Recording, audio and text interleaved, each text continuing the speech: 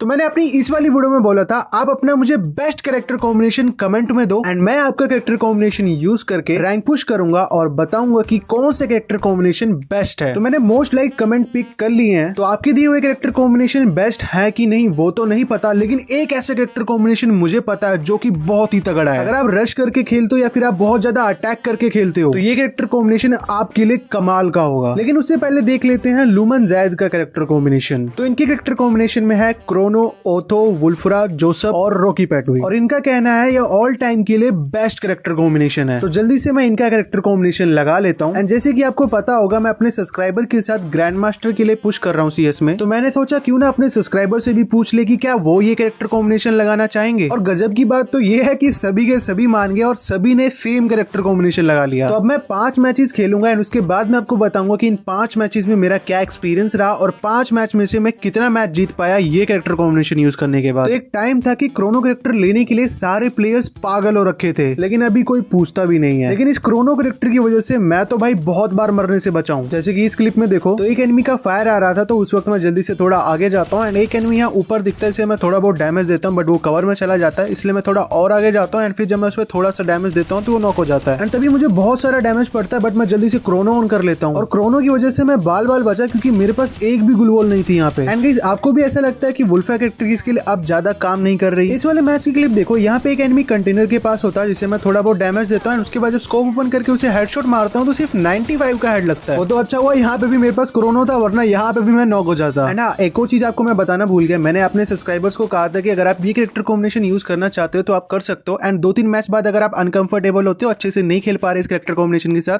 तो आप चेंज कर सकते हो। तो इस वाले मैच में एक एनिमी यहाँ ऊपर से बहुत ज्यादा परेशान कर रहा होता है, इसलिए मैं उसे थोड़ा बहुत डैमेज देता हूँ एंड उसके बाद सीधा रश कर देता हूँ। लेकिन ऊपर जाने के बाद पता चलता है कि एनिमी ने तो अपने टीममेट्स को भी बुला लिया। तो ऊपर आने के बाद एक एनिमी सीढ़ियों से आ रहा होता है, इसे मैं थोड़ा बहुत डैमेज देता हूँ, एक और एनिमी आ जाता है, इसलिए क्रोनो ऑन करके फिर जंप करके एक एनिमी को काफी ज्यादा डैमेज करता हूँ, बट किल मेरा सब्सक्राइबर ले लेते हैं। एंड मैं हीलिंग करना स्टार्ट ही करता हूँ कि पीछे से एक एनिमी रश कर देता है तो उसे मैं बॉडी मार के नॉक कर देता हूँ। एंड लास्ट वाला एनिमी यहाँ नीचे बचा होता है, तो मैं जल्दी से नीचे आता हूँ, उसको थोड़ा डैमेज देता हूँ एंड वो ऑरेंज बन जाता है, लेकिन पिकाचू भाई उसे बड़े आराम से मार देते हैं। तो ये कैरेक्टर कॉम्बिनेशन मुझे काफी ज्यादा बढ़िया लगा क्योंकि इस कैरेक्टर कॉम्बिनेशन में जोसेफ कैरेक्टर भी है, तो जब सामने वाले एनिमी होमर या फिर 1-4 कैरेक्टर का यूज करते हैं तब मुझे कुछ फर्क ही नहीं पड़ता है और शॉर्ट रेंज फाइट के लिए 360 डिग्री कवर मिल जाता है क्रोनो की वजह से। तो मैं तो भाई भगा के एनिमीज को मार रहा था। यहाँ पे एक एनिमी नॉक करने के बाद एक एनिमी यहाँ पीछे भागने लगता है, जब उसे मैं थोड़ा बहुत डैमेज दे देता हूँ तो जल्दी से उस एनिमी पे मैं रश करता हूँ, उस एनिमी को भी डैमेज देके नॉक कर देता हूँ। एक लास्ट एनिमी बचा होता है, मैं सोचता हूँ कि उसे मार दूंगा, लेकिन जैसे मैं उस पर रश करता हूँ मेरे टीममेट्स उसे मार देते हैं। तो ये हमारा लास्ट मैच था और क्लॉक टावर पे राउंड स्टार्ट हुआ था, तो मैं यहाँ पे हमेशा की तरह एक ट्रिक करने जा रहा था, लेकिन जब तक मैं ऊपर वाली साइड पहुंचता हूँ एनिमी पहली विंडो पे ग्लू वॉल लगा देते हैं, तो मेरी ट्रिक तो फेल हो जाती है, लेकिन एक एनिमी सीधा भागते हुए आ रहा होता है, तो उसे मैं काफी ज्यादा डैमेज देके नॉक कर देता हूँ। एनिमी को फिनिश करके थोड़ा बहुत मैं ड्रॉप लूटता हूँ, उसके बाद एक एनिमी का फायर यहाँ से आ रहा होता है, तो मैं यहाँ पे फ्लैश भी फेंकता हूँ, बट एनिमी को बिल्कुल डैमेज ही नहीं पड़ता और फिर बिना कुछ सोचे समझे मैं एनिमी पे रश कर देता हूँ, लेकिन एनिमी यहाँ होता ही नहीं है, इसके बगल वाले कमरे में होता है। और फिर तभी मेरा टीममेट आ जाता है, उस एनिमी पे रश करके उसे वो मार देता है और लास्ट वाला एनिमी इस घर के टॉप फ्लोर पे होता है और मैं अकेले इस एनिमी पे रश कर देता हूँ। मैंने सोचा कि मैं सीढ़ियों पे जाके क्रोनो लगा लूंगा, बट कुछ और ही हो जाता है, फिर मैं किसी तरह सामने वाले एनिमी को डैमेज देके खत्म कर देता हूँ। तो अब मैं बताता हूँ कि ये कैरेक्टर कॉम्बिनेशन यूज करने के बाद मैंने 5 में से कितने मैचेस जीते। तो 5 में से मैं 3 मैचेस जीता हूँ और सिर्फ 2 मैचेस ही हारा हूँ। तो आपको मैं आखिरी में बताने वाला हूँ कि जितने भी कैरेक्टर कॉम्बिनेशन मैंने इस वीडियो में यूज करे उनमें से कौन सा एक कैरेक्टर कॉम्बिनेशन बेस्ट रहेगा रैंक पुश के लिए। तो अब अगला कैरेक्टर कॉम्बिनेशन देख लेते हैं जो कि है इजी गेमिंग का। तो इनकी कॉम्बिनेशन में है तात्सुया, एंटोनियो, जोटा, फोर्ड। तो ऐसे कैरेक्टर कॉम्बिनेशन को क्या परमानेंट रखना चाहिए वो तो खेल गए पता चलेगा। तो जल्दी से मैं इजी गेमिंग भाई का कैरेक्टर कॉम्बिनेशन लगा लेता हूँ एंड अपने दोस्त और सब्सक्राइबर से भी पूछता हूँ अगर तुम्हें ये कैरेक्टर कॉम्बिनेशन अच्छा लग रहा है तो तुम सब भी लगा लो एंड फिर मेरे लिए वो सारे ये कैरेक्टर कॉम्बिनेशन लगा लेते हैं। एंड पहले मैच में मुझे कुछ करना ही नहीं पड़ता, मेरे सब्सक्राइबर और दोस्त मिलकर ही जिता देते हैं एंड फिर अगले मैच में एक ही गिल्ड के और एक जैसे नाम के ही सारे बंदे आ जाते हैं और इनमें से 3 बंदों ने दिमित्री और थीवा लगा रखा होता है। तो इस साइड से कोई एनिमी ना आ जाए इसलिए मैं यहाँ से देख ही रहा होता हूँ, तभी मेरा दोस्त बोलता है कि पीछे से 2 एनिमीज आ रहे हैं, इसलिए जल्दी से मैं पीछे जाता हूँ। एक एनिमी को काफी ज्यादा बॉडी हेडशॉट मारता हूँ, लेकिन एक और एनिमी होता है, इसलिए जल्दी से तात्सुया के पीछे भागता हूँ एंड फिर दोबारा वापस आके एक एनिमी को काफी ज्यादा डैमेज देके नॉक कर देता हूँ एंड इन दोनों एनिमीज को फिनिश करते ही कुछ सेकंड बाद हम ये वाला राउंड भी जीत जाते हैं। वैसे तो ये कैरेक्टर कॉम्बिनेशन में अगर आप देखो तो सारी पैसिव स्किल हीलिंग्स वाली है, लेकिन 3 एनिमीज आपके मुंह पे हो तो आप क्या ही कर सकते हो। तो यहाँ पे रह के मैं एनिमी से फाइट ले रहा होता हूँ कि मैं देखता हूँ कि एक एनिमी ऊपर आ रहा है और एक एनिमी ऑलरेडी नीचे से मुझे डैमेज दे रहा है, तो मैं जल्दी से ग्लू वॉल लगा के यहाँ पे करता हूँ, तब तक एक एनिमी रश कर देता है। जैसे ही मैं उसे नॉक करता हूँ उसके सारे टीममेट्स यहाँ पे आ जाते हैं। मैं ऑलरेडी काफी ज्यादा डैमेज था, लेकिन जैसी ग्लू वॉल ब्रेक होती है मैं किसी तरह एक एनिमी को तो नॉक कर देता हूँ, लेकिन बाकी के मुझे मार देते हैं। तो इस कैरेक्टर कॉम्बिनेशन के साथ रश करना काफी ज्यादा इजी था, क्योंकि तासियों से किसी भी एनिमी पे एकदम से रश करना काफी ज्यादा आसान हो जाता था। और साथ ही साथ हीलिंग कैरेक्टर्स है, तो शॉर्ट रेंज में फाइट लेते वक्त फोर्ड और एंटोनियो काफी ज्यादा हेल्प करते थे। यहाँ पे ऊपर आने के बाद मेरे दोस्त के पास एक एनिमी आ जाता है, तो उसे कवर देने के लिए जल्दी से मैं उसके पास जाता हूँ। उसके बाद एक एनिमी वेयर हाउस के अंदर होता है, तो जल्दी से उसे मैं थोड़ा बहुत डैमेज देके रश कर देता हूँ। और इस एनिमी से फाइट लेते वक्त जब भी मेरी एचपी लो होती थी, मुझे फोर्ड से एचपी मिल जाती थी या फिर एंटोनियो से सिर्फ शील्ड दी जाती थी। तो इस एनिमी को तो मैं बड़े आराम से नॉक कर देता हूँ। फिर उसके बाद लास्ट वाला एनिमी बचा होता है जिसके ऊपर मैं रश करता हूँ, उसे भी बड़े आराम से मार देता हूँ। कैरेक्टर कॉम्बिनेशन यूज करने के बाद मैं 5 में से 2 मैचेस ही जीतता हूँ। तो अगर मैं अपनी प्रॉब्लम बताऊँ तो इस कॉम्बिनेशन में केली नहीं था और कोई भी अटैक वाली स्किल नहीं थी, जिसकी वजह से मुझे बहुत ज्यादा दिक्कत आ रही थी। और गाइस आप सब भी मुझे कमेंट करके बता सकते हो आपका बेस्ट कैरेक्टर कॉम्बिनेशन सीएस में रैंक पुश करने के लिए। एंड जिसके कमेंट पे सबसे ज्यादा लाइक्स आएंगे नेक्स्ट वीडियो में मैं उसका कमेंट पिक करूंगा। वीडियो में आगे बढ़ने से पहले बात कर लेते हैं आज की वीडियो के स्पॉन्सर के बारे में। देखो भाई, मैं तो यही मानता हूँ गेमिंग एक स्किल है, जो जितना खेलता है उतनी बढ़ती है। और जब दुनिया में हर स्किल का पेमेंट होता है तो गेमिंग का क्यों नहीं। बस इसी को ध्यान में रखता है इंडिया का most trusted gaming platform win match, जो देता है हर गेम पे अप टू 25 लाख का विनिंग चांस। यहाँ तुम 1000 से भी ज्यादा गेम खेल सकते हो। एंड ट्रस्ट मी गाइस, यहाँ के एक्साइटिंग गेम्स जब तुम खेलोगे तो पबजी और फ्री फायर तो भूल ही जाओगे। थ्रिलिंग गेम्स के अलावा स्पोर्ट्स जैसे क्रिकेट, फुटबॉल, बास्केटबॉल के रियल और वर्चुअल गेम्स भी यहाँ तुम्हें मिलते हैं, जहाँ का ग्रैंड विनिंग प्राइस 10 करोड़ का है। और यहाँ पे रजिस्टर करना बिल्कुल सिंपल है और एब्सोल्युटली फ्री है। और साथ ही साथ तुम्हें रजिस्ट्रेशन पे मिलते हैं free 100% welcome bonus up to 25,000। Win match मेरी तो फेवरेट गेमिंग साइट बन चुकी है और हो सकता है आने वाले टाइम में तुम्हें इसके गेम्स की लाइव स्ट्रीमिंग भी देखने को मिले अपने इस चैनल पे। तो भाई लोगों, मेरी मानो, कमेंट में दी लिंक से विन मैच को चेकआउट जरूर करो, क्योंकि अभी रजिस्ट्रेशन पे यहाँ पे गिव अवे कॉन्टेस्ट भी चल रहा है, जिसमें तुम ब्रांड न्यू फोन और स्मार्ट वॉचेस भी जीत सकते हो। लिंक मेरे कमेंट सेक्शन में अभी जाकर रजिस्टर कर लो। तो अब देख लेते हैं आंचल सोनी का कैरेक्टर कॉम्बिनेशन। तो इनके कैरेक्टर कॉम्बिनेशन में है सोनिया, दिमित्री, सूजी, मोको। तो ये कैरेक्टर कॉम्बिनेशन लगाने के बाद जब मैंने अपने सब्सक्राइबर और दोस्तों से पूछा कि तुम ये कैरेक्टर कॉम्बिनेशन लगाओगे क्या, तो उन्होंने साफ मना कर दिया। लेकिन ये कैरेक्टर कॉम्बिनेशन टीम वर्क के लिए बेस्ट था, क्योंकि सूजी की वजह से मेरे टीममेट्स को भी एक्स्ट्रा कॉइन मिल जाते थे, जिससे कि वो और अच्छी चीजें ले पाते थे। और कोई भी जब नॉक होता था तो मैं दिमित्री ऑन कर देता था, जिससे कि हम फाइट लेते वक्त भी रिवाइव हो जाते थे। तो ये कैरेक्टर कॉम्बिनेशन यूज करने के बाद मेरे क्लचेस वगैरह तो अच्छे से नहीं हुए, बट हमने टीम वर्क के साथ खेला एंड 5 में से 3 मैच जीते। तो ये कैरेक्टर कॉम्बिनेशन टीम वर्क के लिए तो बहुत ही बढ़िया है। एंड गाइस, जो कैरेक्टर कॉम्बिनेशन मैं आपको बताने वाला हूँ रशर्स और अटैकर्स के लिए, उस कैरेक्टर कॉम्बिनेशन की तो बात ही अलग है। लेकिन उस कैरेक्टर कॉम्बिनेशन से पहले देख लेते हैं एमडी अशरफ का कैरेक्टर कॉम्बिनेशन। तो इनके कॉम्बिनेशन में है होमर, मोको, हयाटो और लूना। एंड ये वाला कॉम्बिनेशन भी कोई लगाने के लिए तैयार नहीं हुआ। लेकिन आप सबको होमर की एक बहुत ही खतरनाक ट्रिक तो पता ही होगी, जिसमें हम सिर्फ होमर का ड्रोन यूज करके एनिमी को नॉक कर देते हैं। तो इस वाले मैच में कुछ ऐसा ही हुआ। राउंड स्टार्ट होने के बाद मैं एक एनिमी को स्पॉट करता हूँ और उसे थोड़ा बहुत डैमेज देता हूँ, लेकिन थोड़ी देर बाद मेरे एक टीममेट पे एनिमी रश कर देता है, मेरे टीममेट को नॉक कर देता है। एंड फिर मेरा टीममेट बताता है कि सामने वाला एनिमी सिर्फ 10-15 एचपी का ही बचा है। तो जल्दी से मैं होमर ऑन कर लेता हूँ, होमर का ड्रोन जाके सीधा एनिमी पे बसता है एंड एनिमी नॉक हो जाता है। तो अगर आप भी होमर यूज करते हो और आपका टीममेट बोलता है कि सिर्फ एनिमी 10-20 एचपी का ही बचा है, तो आप सिर्फ होमर ऑन कर लेना, एनिमी पे रश करने की कोई जरूरत नहीं है। होमर के ड्रोन से एनिमी नॉक हो जाएगा। एंड कुछ एनिमी यहाँ डबल डोर की सीढ़ियों पे दिखते तो उन्हें मैं थोड़ा बहुत डैमेज देता हूँ एंड फिर बाद में हम ये वाला राउंड भी जीत जाते हैं। एंड फिर लास्ट राउंड स्टार्ट होने के बाद मैं सोचता हूँ कि इस बार मैं होमर की ट्रिक का यूज करूंगा। होमर की ट्रिक करने के लिए मुझे एक एनिमी यहाँ पे मिल भी जाता है, तो मैं सोचता हूँ ये एनिमी जब यहाँ पे आ जाएगा तो मैं इसके ऊपर होमर ऑन करूंगा एंड होमर जैसे उसको हिट होगा मैं उस पर ग्रेनेड फेंक दूंगा। लेकिन जैसे यहाँ मैं ऊपर जाके होमर को ऑन करता हूँ एंड फिर ग्रेनेड कुक करके फेंकता हूँ, मुझे एकदम से काफी ज्यादा डैमेज पड़ता है, इसलिए मैं जल्दी से नीचे आता हूँ और मेरा ग्रेनेड का एंगल चेंज हो जाता है। तो होमर तो जाके एनिमी को लग जाता है पर ग्रेनेड कहीं और ही चला जाता है। एंड फिर मैं देखता हूँ कि ओगी भाई ऊपर है, तो मैं सोचता हूँ कि यार ये एक ग्लूवॉल से कैसे ऊपर चढ़ेंगे। मैं सोचा क्या पता यहाँ से जा सकते हो, तो मैं भी जल्दी से ग्लूवॉल के ऊपर चढ़ता हूँ,